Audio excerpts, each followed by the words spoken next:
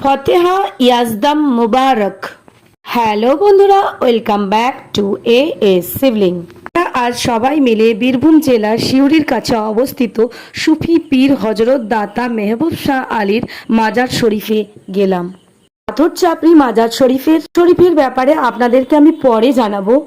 আজ আপনাদেরকে ডিটেলসে জানাই ফতেহা ইয়াজদাম কি। ফতেহা ইয়াজদাম হলো বিখ্যাত সুফি সাধক, ইসলাম প্রচারক এবং বড় পীর হজরত আব্দুল কাদির জিলানির মৃত্যু দিবস।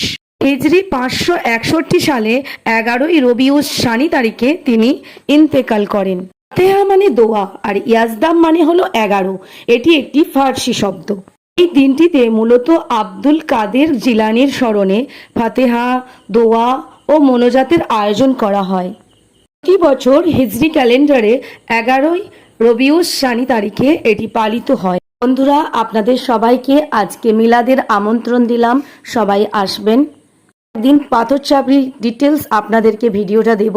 ততক্ষণের জন্য সবাই ভালো থাকবেন, সুস্থ থাকবেন। Thank you, bye by.